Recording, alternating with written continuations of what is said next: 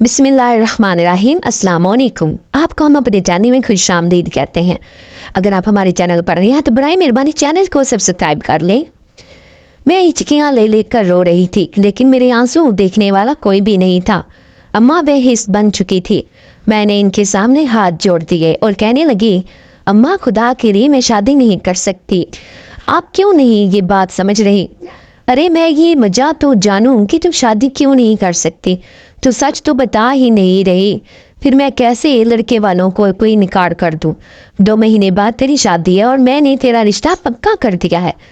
अब मैं तेरी एक भी नहीं सुनूंगी। उन्होंने साफ लफ्जों में मुझे बातें सुना दी थी। मैं इनके सामने गिड़गिड़ाई जा रही थी। वो ये समझ रही थी कि शायद इसको आशिकी का चक्कर है और मैं किसी लड़के को पसंद करती हूँ। बार बार वो मुझसे ये बात कह चुकी थी कि अगर तू किसी लड़के को पसंद करती है तो इससे कह कि अपने माँ बाप को रिश्ते के लिए भेज दे। लेकिन ये बात थी ही नहीं, तो फिर भला कोई लड़का कैसे अपने माँ बाप को रिश्ते के लिए भेज सकता था? बात तो ऐसी थी कि जो बताने के लायक ही ना थी। वो बात जो मैं अपनी सगी माँ को भी नहीं बता सकती थी। अगर कल को मेरी शादी हो जाती तो शौहर को कैसे बताती?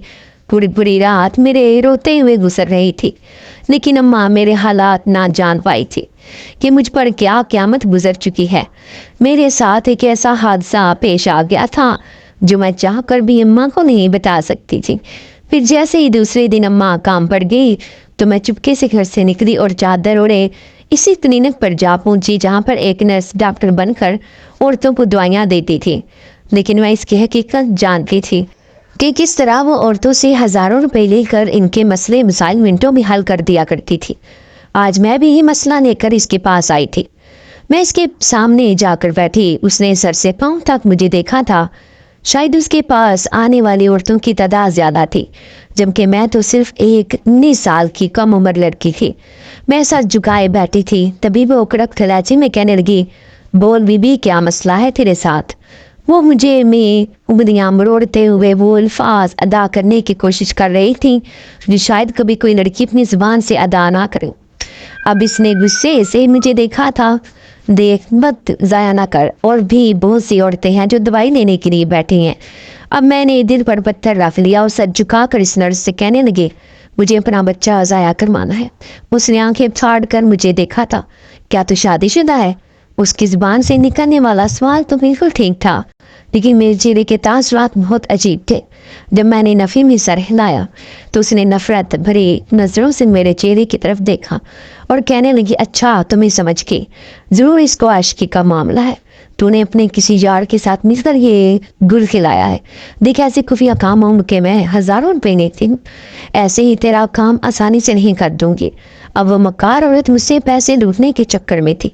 तभी मैंने रोते हुए इसके सामने हाथ जोड़ दिए और गिड़गिड़ाते हुए कहने लगी, खुदा के लिए मुझ पर रहम करो। मैं एक गरीब बेवा औरत की बेटी हूँ। मुझ पर ये जुल्म हुआ है। मैंने किसी लड़के के साथ ये खेल नहीं खेला, बल्कि मेरे साथ तो बहुत बड़ी ज्यादती हुई है। इसलिए मुझ पर रहम करो और ये मसला हल कर दो, क्योंकि 2 महीने बाद मेरी शादी है। अगर मैं ऐसी हालत में ससुराल चली गई तो लोगों को क्या मुँह दिखाऊंगी?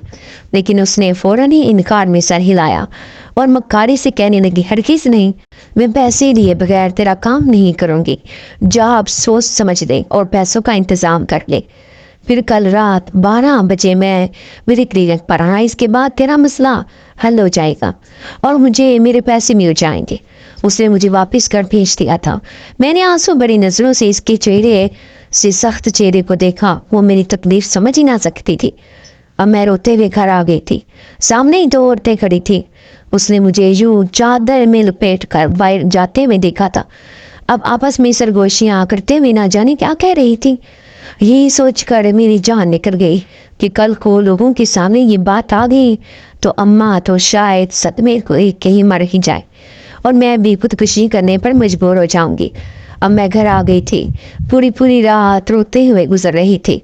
इतने पैसे बना मैं कहाँ से लाती? मैं एक गरीब बेवा औरत की बेटी थी। वो खुद एक बड़े से बंगले में काम करती थी। अम्मा ने इस बंगले में काम करने की वजह से कई लाखों रुपए जमा कर लिए थे, लेकिन सिर्फ मेरी शादी के लिए अम्मा मुझसे बार बार कहती कि मेरा मालिक बहुत मेहरबान आदमी है। वो मेरी बहुत मदद करता है। وہ بڑی خوش رہتی تھی جس سے انہیں اس بنگلے میں کام ملا تھا۔ ہمارے گھر کے حالات بدل گئے تھے، ورنہ اس سے پہلے تو ہم دونوں ماں بیٹی گھر میں چوڑیاں بناتے تھے۔ آگ کی تیز تپش کے آگے چوڑیاں بنا کر میری انگلیاں بھی جل گئی تھی، لیکن پھر خدا ہم پر مہربان ہوا جب اماں کو اس خوبصورت اور عالیشان بنگلے میں کام مل گیا۔ تب سے ہی ہمارے حالات بدلنا شروع ہوئے۔ اماں نے پائی جمع کر کتنے پیسے جمع کر لیے تھے کہ وہ مجھے اب شان سے رخصت کر سکتی تھی۔ تبھی میرا ایک رشتہ آیا۔ انہوں نے فوراً ہی رضامندی دے دی تھی کیونکہ وہ لوگ بہت اچھے تھے، اور پھر خوبصورتی میں بھی کسی سے کم نہیں تھی۔ اماں نے تو رشتہ پکا کر دیا تھا، لیکن میں انہیں کیسے بتاتی کہ میرے اوپر کیا قیامت ٹوٹ گئی تھی۔ یہ سب اماں کی نظروں سے پوشیدہ تھا۔ اب میں آنے والے وقت کا انتظار کر رہی تھی جب زندگی مجھے پوری طرح برباد کرنے والی تھی۔ میرا نام مریم ہے۔ میرا تعلق ایک انتہائی غریب گھرانے سے تھا۔ میں ایک یتیم لڑکی تھی جو اپنی بیوہ ماں کے ساتھ ایک چھوٹے سے گھر میں رہتی تھی۔ ایک کمرے کا چھوٹا سا مکان تھا جو ابا کے مرنے کے بعد اماں کے نام پر منتقل ہو گیا تھا۔ ہم دونوں ماں بیٹی اسی میں عزت سے سر چھپائے پڑے تھے، لیکن میں نہیں جانتی تھی کہ آنے والا وقت اس قدر سنگ دل ہوگا۔ میں جوانی کی تہلیس پر قدم رکھ چکی تھی۔ اس وقت میری عمر 19 سال تھی۔ اب اماں میرے لیے رشتہ تلاش کر رہی تھی۔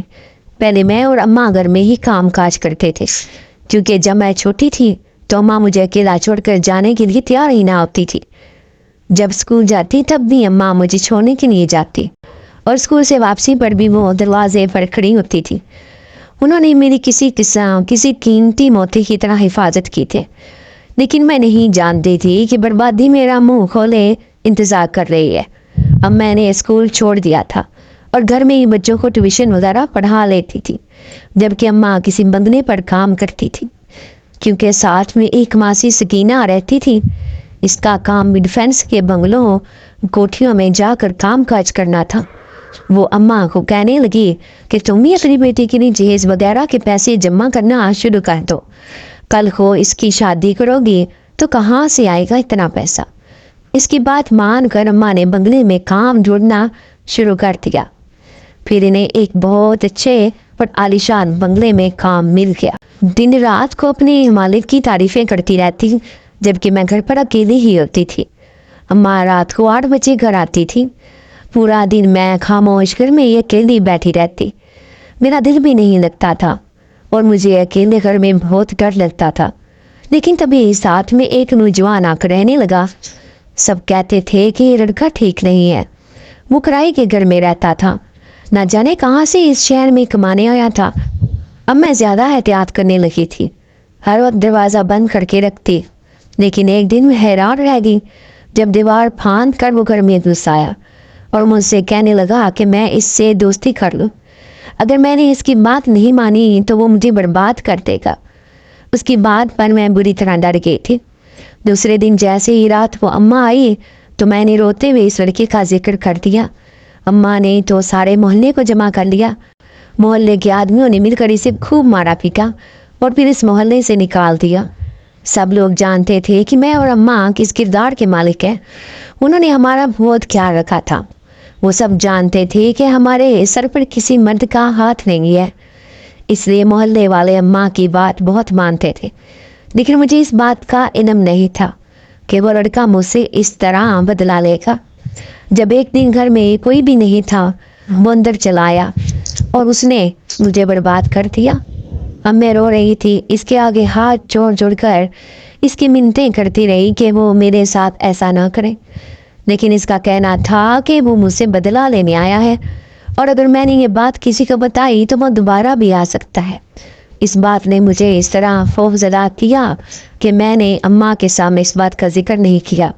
لیکن جب 2-3 دن بعد ہی میرا رشتہ آیا اور اماں نے ہاں کر دی اور مجھے کہنے لگی کہ میں نے اپنے مالک سے بات کر دی ہے، وہ تیرا سارا جہیز دینے کے لیے تیار ہے، اس لیے صرف 2 مہینے بعد ہی تجھے رخصت کر دوں گی۔ اماں بہت خوش نظر آ رہی تھی، لیکن میں انہیں کیسے بتاتی کہ میں اپنی عزت کھو چکی ہوں، اب میں شادی کرنے کے لائق نہیں رہی۔ پھر اس دن مجھ پر قیامت گزر گئی جب پتہ چلا کہ میں حاملہ ہوں۔ میرے پیٹ میں اس کسی کا ناجائز بچہ پڑ رہا ہے۔ कि सूरत हाल में मैं भला कैसे शादी कर सकती थी। तभी तो मैंने एक क्लिनिक पर जाकर इस गुनाह को ख़त्म करवाने की कोशिश की, लेकिन वो बदले में हज़ारों नहीं बल्कि लाखों रुपए मांग रही थी, और मैं इतने सारे पैसे से भला कहाँ से ला कर देती। चुपचाप मैं इंतज़ार करने लगी कि कब शादी होकर मैं अपने शोहर के घर चली जाऊं। हो सकता है कि वो नेकमा आदमी मुझे ऐसी ही हालत में कबूल कर ले। अब अम्मा मेरी शादी की तैयारियां कर रही थी। घर में खूब जहेज का सामान ला रही थी, क्योंकि इनका मालिक बहुत मेहरबान था। अम्मा को ढेरों पैसे दे रहा था मेरे जहेज के लिए। फिर एक दिन वो खुशी खुशी कहने लगी कि मालिक भी मेरी शादी में आएगा। कितनी खुशी का दिन होगा जब वो मेहरबान आदमी मेरे सर पर हाथ रखकर मुझे रुखसत करेगा। अम्मा की खुशी देखकर मैं आंसू बहा रही थी।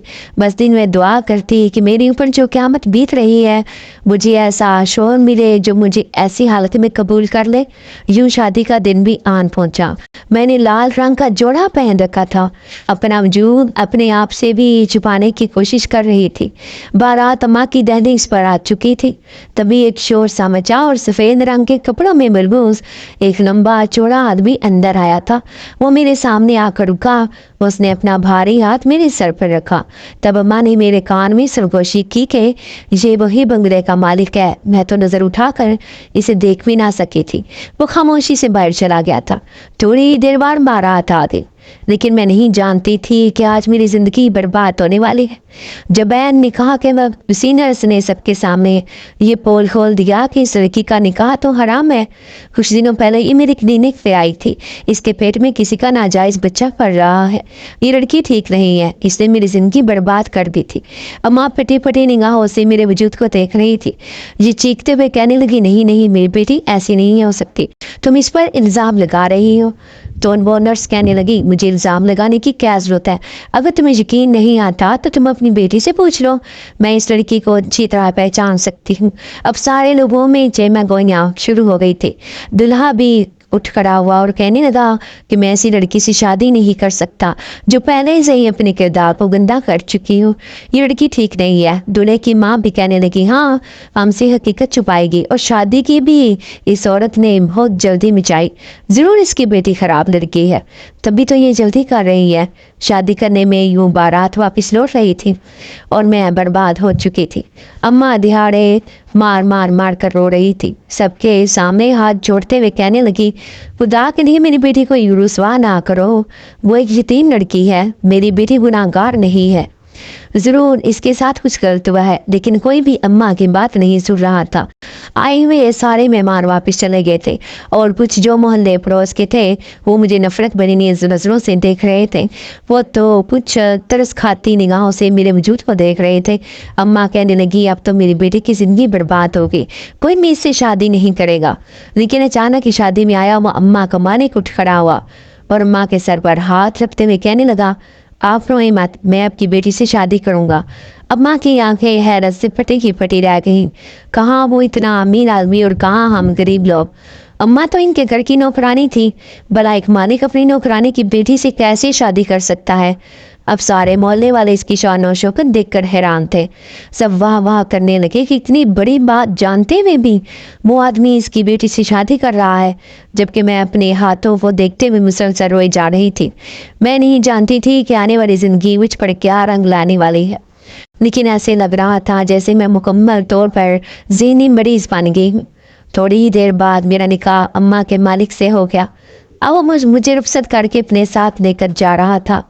रुखसती के वक्त उसने अम्मा का हाथ थाम कर कहा कि अपनी बेटी को आप खुशी खुशी रुखसत कर दें, मैं इसका बहुत ख्याल रखूँगा, इसे कोई तकलीफ़ नहीं होने दूंगा। मैं तो सोच भी नहीं सकती थी कि मेरा निकाह इतनी अमीर आदमी से हो जाएगा। अब वो मुझे पैदल ही पैदल अपने साथ लेकर जा रहा था। अम्मा ने मुझे घर से रुखसत कर दिया था। ना जाने मैं दोबारा इनसे मिल पाऊंगी या नहीं, क्योंकि अम्मा कभी भी इस बंगले में नहीं आ सकती थी, क्योंकि अब वो मेरा घर हो गया था। उसने मुझ पर एहसान किया था या फिर तरस खाया था, ये बात मेरे लिए ही मैं जानती थी, लेकिन अब मैं इसकी बीवी बन चुकी थी। फिर देखते ही देखते वो एक उजाड़ और वेरान रास्ते से होते हुए मुझे अपने घर में ले आया। ये खूबसूरत बंगला था। अम्मा इसकी तारीफ़ें करती थी, लेकिन मैंने कभी भी ये बंगला नहीं देखा था। अम्मा यहाँ काम करने आती थी। وہ کہتی تھی کہ اس کا مالک بہت مہربان آدمی ہے، وہ اس کی بہت مدد کرتا ہے، لیکن منگنے کا سناٹا دل چیر دینے والا تھا۔ یہاں پر کوئی بھی نہیں تھا۔ میں حیران تھی کہ اماں یہاں کام کرنے کیسے آتی تھی۔ اب میں سامنے صوفے پر بیٹھ گئی تھی، تب بھی وہ میرے سامنے بیٹھا اور کہنے لگا، کیا سچ میں ہی تمہارے وجود میں ایک بچہ پڑ رہا ہے؟ یہ سن کر تو میں خوف سے کانپنے لگی، کہیں یہ مجھے مارنا پیٹنا نہ شروع کر دے، کیونکہ میں ایک گناہ گار لڑکی تھی۔ تبھی اس نے مسکراتے ہوئے میرا ہاتھ تھاما۔ اس کے ہاتھ بے تحاشا گرم ہو رہے تھے، میرا پورا وجود کپ کپانے لگا تھا۔ وہ مسکراتے ہوئے کہنے لگا، اسی بچے کی وجہ سے میں نے تم سے شادی کی ہے۔ میں نے چونک کر سر اٹھایا تھا، تبھی اس نے کسی کو آواز لگائی تھی۔ سامنے والے کمرے سے نکل کر اچانک ہی ایک عورت نیچے آئی تھی۔ پھر وہ آدمی اس عورت سے کہنے لگا، لو تمہاری برسوں کی خواہش پوری ہوگی، اب تم اس لڑکی کا خیال رکھو، کیونکہ یہ تمہیں وہ قیمتی تحفہ دینے والی ہے جس کا تمہیں کئی سالوں سے انتظار تھا۔ اس عورت نے فوراً ہی مجھے گلے سے لگا لیا اور کہنے لگی، یقین نہیں آ رہا کہ اتنی آسانی سے ہمارے دل کی بات پوری ہو جائے گی۔ اب وہ دونوں بہت خوش نظر آ رہے تھے۔ پھر اس نے مجھے سامنے والے کمرے کی طرف اشارہ کرنے کا کہا۔ میں نے اس کمرے کی طرف جاتے جاتے پلٹ کر پیچھے دیکھا تو آدمی جو میرا شوہر بن چکا تھا اس عورت کو اپنے گلے سے لگائے کھڑا تھا، اور وہ دونوں بہت خوش نظر آ رہے تھے۔ میں سمجھ گئی کہ یہ آدمی کی پہلی بیوی ہے۔ اب میں اکیلی اس کمرے میں بیٹھی اپنے نصیبوں کو رو رہی تھی۔ میرے اوپر یہ قیامت گزر گئی۔ یہ تو میں نے سوچا بھی نہیں تھا، نہ جانے میرے ساتھ یہ اتنا بڑا ظلم کیوں ہوا تھا کہ میں ایک شادی شدہ انسان کی دوسری بیوی بن گئی تھی۔ کہ میں کمرے میں سوئی پڑی تھی جب آدھی رات وہ اچانک ہی کمرے کا دروازہ کھلا۔ میں نے کمرے کے اندھیرے میں دیکھا وہ عورت اندر چلی آئی تھی۔ اس کے ہاتھوں میں ڈھیر سارے پھل تھے۔ وہ پھل لے کر میرے پاس بیٹھی۔ میں اس کے آنے کی آواز سن کر اٹھ بیٹھی تھی۔ اب وہ مجھے پھل کھلا رہی تھی اور سرگوشی میں کہنے لگی، یہ کھانا تمہارے لیے بہت ضروری ہے کیونکہ تم ایک بچے کو جنم دینے والی ہو۔ تم نہیں جانتی تھی یہ بچہ ہمارے لیے کتنا قیمتی ہے۔ وہ عورت بہت خوش تھی۔ پھر میں گھبرائے ہوئے لہجے میں اس سے کہنے لگی، کیا وہ تمہارا شوہر ہے؟ اس نے مجھ سے شادی کی ہے، میں اسے بتانا چاہتی تھی۔ وہ چند لمحے کے لیے خاموشی، پھر کہنے لگی، میں نے ہی اسے شادی کی اجازت دی تھی، کیونکہ اگر وہ تم سے شادی نہیں کرتا تو پھر ہم اپنے مقصد میں کامیاب نہیں ہوتے۔ ہمارا مقصد تھا ایک بچے کو حاصل کرنا، اور وہ تم ہمیں دینے والی ہو۔ وہ پھل کھا کر تو نہ جانے مجھ پر ایسا کیا نشہ سوار ہوا کہ میں گہری نیند سو گئی۔ پھر کافی دیر بعد میری آنکھ کھلی تو کمرے میں میں اکیلی تھی۔ مجھے گھبراہٹ سی ہونے لگی، اسی وجہ سے میں باہر آ گئی تھی۔ پورے بنگلے میں سناٹا چھایا ہوا تھا۔ وہ دونوں میاں بیوی کہاں چلے گئے تھے؟ میں خود کو اکیلا پا کر باہر جانے لگی تھی۔ تبھی اچانک میرے کانوں میں ایک تیز آواز آئی تھی، جب تک بچہ نہیں ہو جاتا تم بنگلے سے باہر قدم نہیں رکھو گی۔ میں نے فوراً ہی پلٹ کر دیکھا تھا، وہ عورت سامنے کھڑی تھی جو کچھ دیر پہلے مجھے نظر بھی نہ آئی تھی، اب وہ میرے سامنے موجود تھی۔ میں سر جھکا کر اندر آ گئی۔ کبھی وہ میرے سامنے بیٹھی اور کہنے لگی، میرے شوہر نے تم سے دوسری شادی کی ہے۔ تم نہیں جانتی کہ میرے دل پر کیا گزری ہے، لیکن میں نے صرف اپنے مطلب کے لیے اسے اس بات کی اجازت دی تھی۔ اب جب تم اس بچے کو ہمارے حوالے نہیں کرو گی، ہم تمہیں کوئی بھی مقام، کوئی بھی مرتبہ نہیں دیں گے۔ یوں سمجھو کہ تم نے یہاں اپنی ماں کی جگہ لی ہے، لیکن ہم تم سے کوئی کام کاج نہیں کروائیں گے، اور نہ ہی تمہیں اپنی نوکرانی سمجھتے ہیں، لیکن تم ایک بچے کو جنم دینے والی ہو، اس لیے ہم تمہارا بہت خیال رکھیں گے۔ وہ مجھے ساری باتیں سمجھا رہی تھی۔ مجھے بے اختیار ماں کی یاد آنے لگی تھی۔ وہ یقیناً میرا انتظار کر رہی ہوگی، پتہ نہیں مجھ سے ملنے یہاں آئیں گی یا نہیں۔ میں اداس ہو کر رونے لگی تھی۔ پھر جب چپ چاپ اپنے کمرے میں آ گئی، تھوڑی ہی دیر بعد دروازے پر دستک ہوئی۔ سامنے میں وہ دونوں میاں بیوی کھڑے تھے، ان کے ہاتھ میں کھانے کی ٹرے تھی، اور وہ دونوں مجھے زبردستی کھانا کھلا رہے تھے، جبکہ میں کھانا بھی نہیں چاہتی تھی کیونکہ میرا دل بھی نہیں جا رہا تھا۔ لیکن اس عورت نے سے مجھے ڈر لگتا جو اپنی لال لال آنکھوں سے مجھے گھورتی رہتی تھی۔ اس سے پہلے کہ وہ مجھے ڈانٹ دیتی، میں چپ چاپ خاموشی سے وہ کھانا اور سارے پھل کھانے لگی۔ پھر سے سارے پھل کھا کر مجھ پر نشہ ستاری ہوا اور میں گہری نیند سو گئی۔ نہ جانے کتنے گھنٹے سوتی تھا، میں سوتی رہی، مجھے خود بھی کچھ ہوش نہ رہتا۔ ایک دن ڈرتے ڈرتے میں نے اس آدمی سے کہا کہ میں اپنی اماں سے ملنا چاہتی ہوں۔ اس نے اس بات سے صاف انکار کر دیا اور کہنے لگا، सब के सामने मैंने तुमसे शादी की सिर्फ तुम्हारी इज्जत रखने के लिए, इसलिए जब तक ये बच्चा इस दुनिया में नहीं आएगा तुम कहीं पर भी नहीं जा सकते। वो दोनों हर वक्त मेरी निगरानी करते थे। जैसे ही मैं मुँह फल खाती तो गहरी नींद सो जाती थी। मुझे कुछ भी होश ना रहता था कि मैं कहाँ पड़ी हूँ। ज़्यादातर मैं नशे की हालत में रहती थी। ऐसे लगता जैसे इन फलों में कुछ मिला दिया हो। इस बंगले में कौन आता है, काम काज करता है, कौन खाना बनाता है, अभी तक मैंने इन दोनों मियाँ बीवी के अलावा यहाँ पर किसी को भी नहीं देखा था। मैं हर वक्त नींद की कैफियत में रहती थी। धीरे धीरे वक्त तेजी से गुजरने लगा। अब मैं अकेले कमरे में खूब पुख्ता आ गई थी। जल्द से जल्द इस बच्चे से जान छुड़ाना चाहती थी ताकि अम्मा से मुलाकात कर सकूं। मैं ये भी सोचती कि जब ये बच्चा इस दुनिया में आ जाएगा तो ना जाने ये मुझे इस घर में रखेंगे या नहीं। यही बात सोचकर मैं उदास हो जाती थी। फिर एक दिन मैंने एक बुरी औरत को अंदर आते हुए देखा।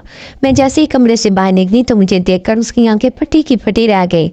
फिर वो हैरत से मेरे पास आई और कहने लगी, मैं इतने दिनों से इस बंगले में काम करने आ रही हूँ, लेकिन मैंने आज आपको पहली दफ़ा देखा है। क्या तुम भी यहाँ रहती हो? मैं भी हैरान थी क्योंकि मैंने आज पहली दफ़ा इस बुरी औरत को इस बंगले पर देखा था। फिर जब उसने मुझे बताया कि मैं यहाँ 4 महीने से काम कर रही हूँ तो हैरत के मारे मेरे पैरों तले से ज़मीन निकल गई थी। मुझे यकीन नहीं आ रहा था कि इस बात को 4 महीने गुजर के हैं। मैंने उंगलियों पर दिनों का हिसाब रखना छोड़ दिया था। फिर उसने मेरे बड़े हुए पेट की तरफ इशारा किया और कहने लगी, क्या तुम हामिला हो? मैंने हाँ में सर हिलाया था। अब उसकी आंखें एकदम ही बदल गई थी। वो जल्दी से मुड़कर किचन में चली गई। मैं उसके पीछे पीछे जाना चाहती थी अगर वो औरत कमरे से बाहर निकल कर मुझे आवाज़ ना दिखाती। वो मुझे डांटते हुए कह रही थी कि मैं कमरे में वापस चली जाऊं। जैसे ही मैं कमरे में गई तो वो मेरे पीछे पीछे आगे गुस्से से कहने लगी, आज के बाद तुम कमरे से बाहर नहीं निकलोगे। मैं नहीं चाहती कि किसी की नज़र तुम पर पड़े। जब भी तुम्हें वैसे ज़िंदगी गुजारोगी जब जैसे तुम जीना चाहती हो, लेकिन कुछ दिनों के लिए परहेज करो, कमरे से बाहर ना निकलो।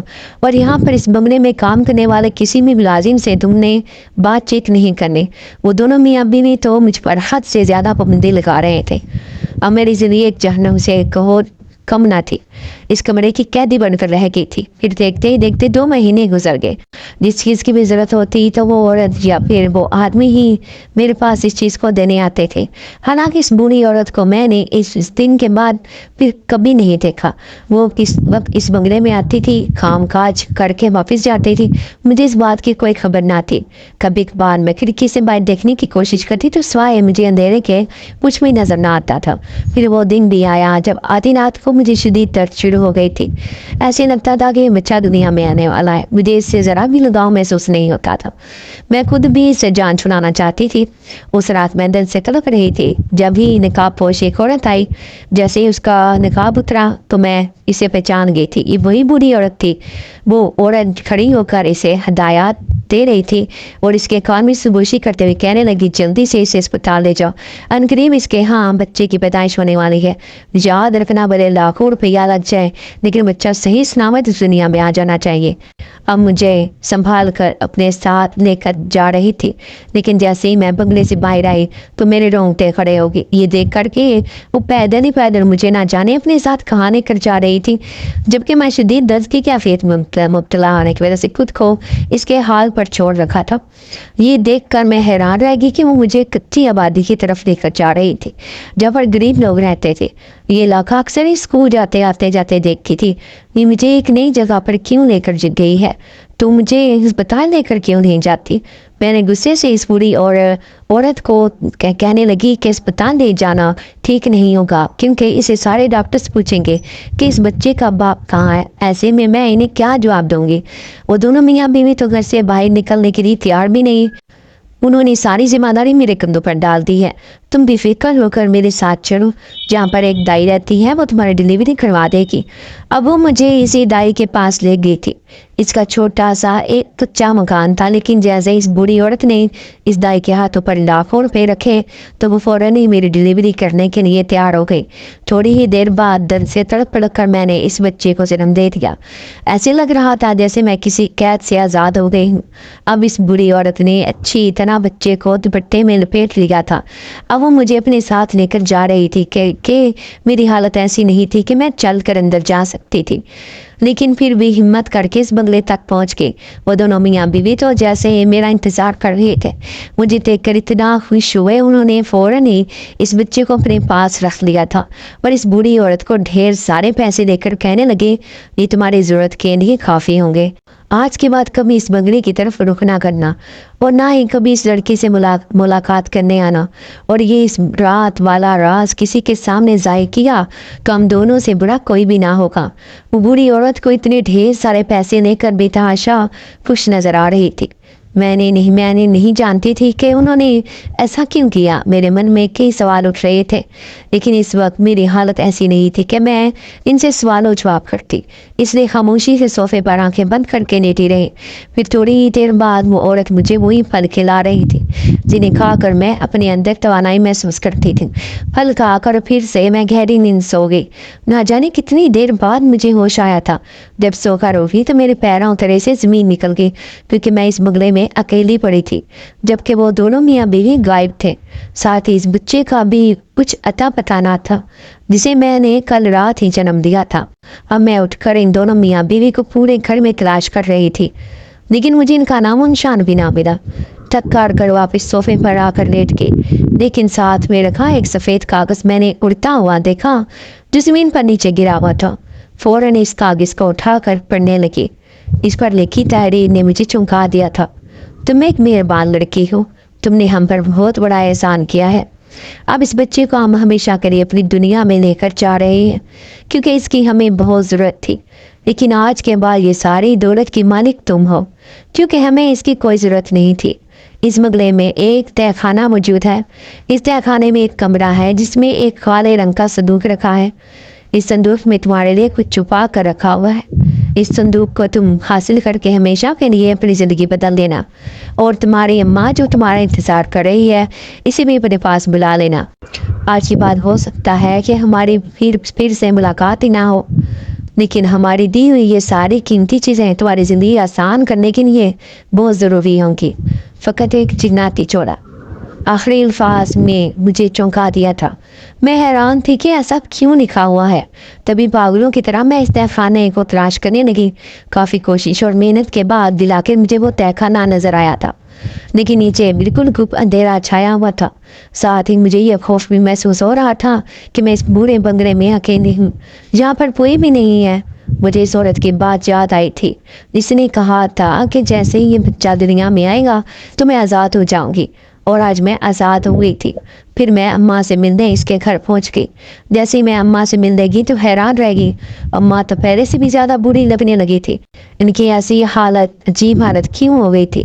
मुझे सामने देखकर वो चीखें मार मार कर रोने लगी और रोते हुए कहने लगी, कई बार तुझे ढूंढने के लिए मैं इस बंगले में गई, लेकिन हर बार इस बंगले पर बड़ा सा ताला लगा होता था। मैं नहीं जानती थी कि वो आदमी मेरी बेटी को कहाँ ले गया। जो आदमी मेरे साथ इतना मेहरबान था, वो मेरी बेटी के साथ कैसा बुरा सलूक कर सकता था। इस बात पर मैं अपने आप को तसल्ली देती थी, मेरी बेटी तो ठीक तो हो ना। उन्होंने मुझे अपने कलेजे से चिमटा लिया था। मैंने तसल्ली देते हुए कहने लगी कि अम्मा मैं बिल्कुल ठीक हूँ, लेकिन मुझे घर से गायब हुए कितना अरसा हो गया। उन्होंने हिसाब लगाया, बताया तो मैं पूरे 8 महीने से इनसे राब्ते में नहीं थी। वो कई दफ़ा इस बंगले में मुझसे मिलने आए, लेकिन हर बार वापस खाली हाथ लौट आती थी। फिर मैं अम्मा से कहने लगी कि मैं तुझे लेने आई हूँ, आज के बाद तू उस मोहल्ले में नहीं रहेगी, क्योंकि मैं जानती हूँ कि लोग तुझे ये ताना देते होंगे कि तेरी बेटी एक ख़राब लड़की थी जिसकी बारात ऐन शादी वाले दिन वापस लौट गई। अम्मा हैरान होकर कहने लगी, लेकिन बेटा तू मुझे कहाँ लेकर जाएगी? तब मैंने अम्मा से कहा कि वो बच्चा जो इस दुनिया में आने वाला था, इस बच्चे को लेकर वो दोनों मियाँ बीवी ना जाने कहाँ चले गए, लेकिन उन्होंने अपनी सारी दौलत मेरे नाम कर दी है, और वह बंगला जिसने तो काम करने जाती थी अब वो मेरा है। अम्मा को अपने कानों पर यकीन ना आया था, लेकिन जब मैंने घर का सारा सामान समेटना शुरू किया तो वो भी जल्दी जल्दी मेरे साथ सामान समेटने लगी। थोड़ा बहुत ज़रूरी सामान लेकर अब हम दोनों माँ बेटी इस बंगले में वापस आ गए थे, जो सिर्फ हम दोनों माँ बेटी का था।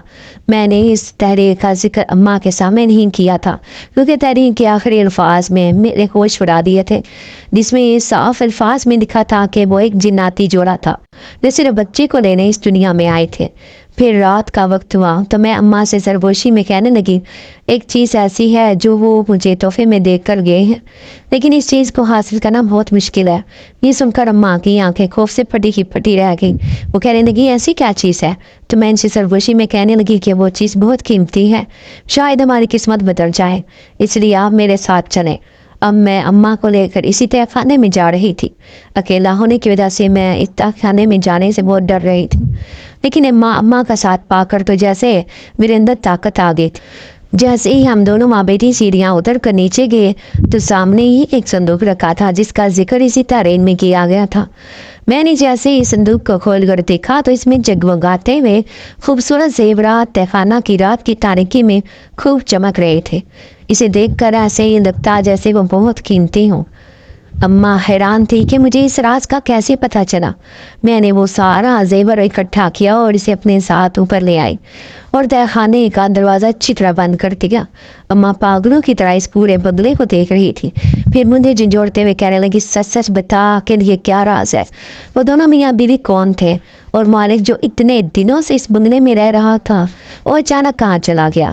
وہ بھی سب کچھ تیرے نام کر کے اتنی تڑپ نے اتنی آسانی سے تجھے کیسے دے دی؟ بہت سارے سوال تھے جو اماں مجھ سے پوچھنا چاہتی تھی۔ میں خود ان سوالوں کے جواب ڈھونڈ ڈھونڈ کر تھک گئی تھی۔ پھر ٹھنڈی سانس بھر کر اماں سے کہنے لگی کہ یہ بات تو وہ مالک خود ہی بتا سکتا ہے۔ اماں، میں کچھ بھی نہیں جانتی۔ جب سے میں اس بنگلے میں آئی ہوں انہوں نے مجھے کمرے میں قید کر رکھا تھا۔ وہ صرف اس بات کا انتظار کر رہے تھے کہ کب بچہ اس دنیا میں آئے اور اس بچے کو لے کر وہ دونوں یہاں سے غائب ہو جائے۔ ایسے کئی سوال تھے، دونوں میاں ماں بیٹی ان سوالوں کے جواب ڈھونڈنے کی کوشش کر رہے تھے۔ جو کئی دن گزر گئے، اس دن کے بعد وہ بری ملازمہ بھی اس بنگلے میں واپس نہیں آئی تھی، کیونکہ میرے سامنے ہی ان دونوں میاں بیوی نے اسے لاکھوں روپے تھما دیے تھے۔ تو پھر میں نے اماں کی خدمت گزارنے کے لیے ایک عورت رکھ لی جو دن رات ان کی خدمت کرتی رہتی تھی، اور اپنے لیے بھی ایک جوان لڑکی کو رکھ لیا جو پورے گھر کی صفائی ستھرائی کرتی تھی۔ اب ہمارے پاس اتنی دولت تھی کہ ہم دونوں ماں بیٹی ساری زندگی بیٹھ کر کھاتے تو بھی کم پڑتی۔ پھر ایک رات گاؤں میں رہنے والی اپنی بہن سے اماں ملنے چلے گی۔ میں اس رات بنگلے میں اکیلی ہی تھی جب گھر میں کام کرنے والی ملازمہ نے مجھے آ کر بتایا کہ کوئی آپ سے ملنا چاہتا ہے۔ میں جیسے ہی نیچے گئی تو سامنے کھڑی اس بوڑھی عورت کو دیکھ کر حیران رہ گئی۔ وہ کئی دنوں بعد مجھے نظر آئی تھی۔ اس پورے بنگلے کو کچھ حیران پریشان ہو کر دیکھتی، وہ شاید مجھے کچھ بتانے کی کوشش کر رہی تھی۔ پھر میں اسے دیکھ کر کہنے لگی، اماں آپ یہاں؟ آپ کو تو ان دونوں نے یہاں آنے سے منع کیا تھا۔ تو وہ ڈرتے ڈرتے کہنے لگی، ہاں بیٹی، میں بھی تجھے یہی بات بتانے آئی ہوں۔ کیا تو ان کے بارے میں ایک راز جانتی ہے؟ وہ تیرا بچہ اٹھا کر لے گئے ہیں۔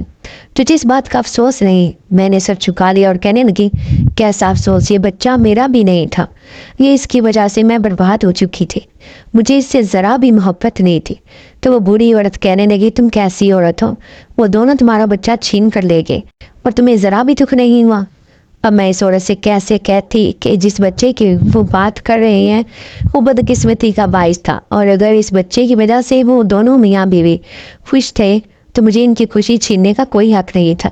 لیکن اس بری عورت کی اگلی بات نے میری ہوش اڑا دیے جب وہ کہنے لگی، کیا تمہیں یہ جان کر بھی خوف محسوس نہیں ہو گیا کہ وہ دونوں میاں بیوی جو اس بنگلے میں کئی سالوں سے رہتے آ رہے تھے وہ انسان نہیں بلکہ جنات ہیں؟